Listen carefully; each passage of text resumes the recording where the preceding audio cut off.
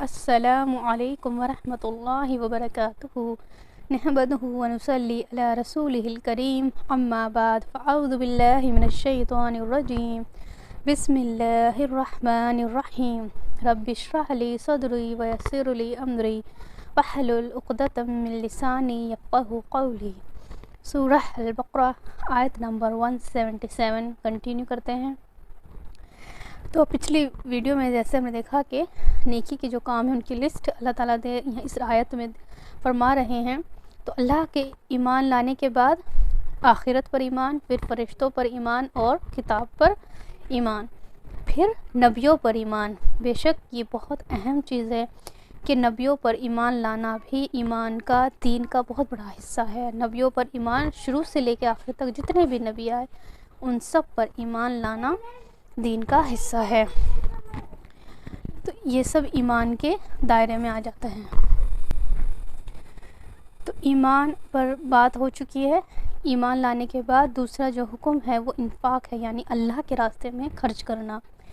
تو اللہ کیونکہ مال سے محبت ہوتی ہے تو اللہ تعالیٰ نے اس چیز کو بھی یہاں پر یہ نیکی کے طور پہ بتایا ہے کہ خرچ کرو۔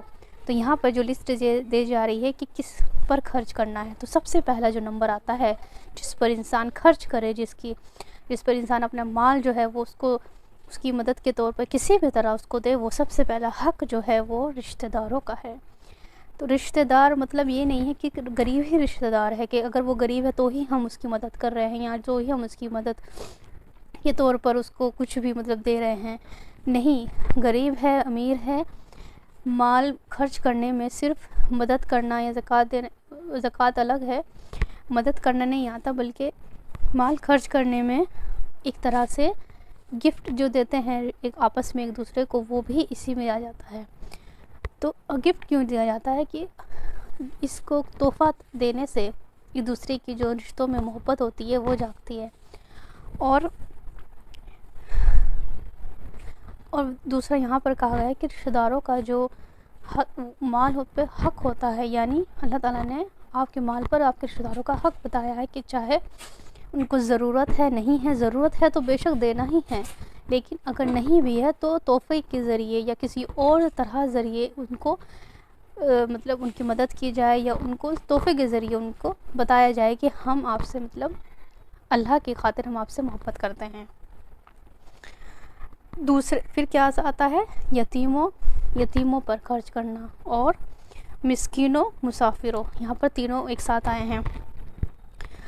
تو یہاں پر یتیموں پر خرچ کرنا، جب تک چاہے یتیم کے پاس مال ہے، یعنی ان کا جو باپ ہے وہ مال چھوڑ کے گیا ہے، تو بھی جب تک وہ بچے ہیں، جب تک وہ اس چیز بالغ نہیں ہو جاتے، اپنی چیزوں کو نہیں سنبھالتے، ان پر خرچ کرنا اللہ کے نیکی کا کام ہے۔ اللہ نے بتایا کہ بہت بڑا نیکی کا کام ہے۔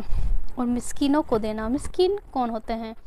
مسکین وہ جن کو ضرورت ہے لیکن وہ ظاہر نہیں کرتے، وہ سوال نہیں کرتے، وہ مانگتے نہیں، لیکن ان کے خرچ پورے نہیں ہوتے، یعنی وہ ان کے پاس اتنا نہیں ہوتا کہ ان کی ضرورتیں پوری ہوں، لیکن وہ ظاہری طور پر ایسے بھی نہیں ہوتے کہ وہ ظاہر کر سکے کہ نہیں ان کو ضرورت ہے، تو وہ مانگتے نہیں، تو ان کو دینا بھی بہت بڑا ثواب ہے، نیکی کا کام ہے۔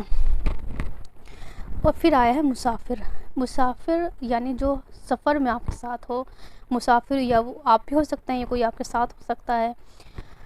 مسافر کا ہمیں پتہ نہیں ہوتا ہے کہ وہ غریب ہے، امیر ہے، لیکن اگر وہ آپ کے ساتھ سفر میں ہے، اسے کسی چیز کی ضرورت ہے، وہ کسی چیز میں پھنس گیا ہے، تو اس کی مدد کرنا، اس پر مال خرچ کرنا، یہ بھی نیکی کا کام ہے۔ اور سوالی یعنی جو سوال کرتے ہیں ان کو دینا۔ تو آگے انشاءاللہ نیکسٹ ویڈیو میں ہم دیکھیں گے آگے کا جو پارٹ ہے۔ السلام علیکم ورحمۃ اللہ وبرکاتہ۔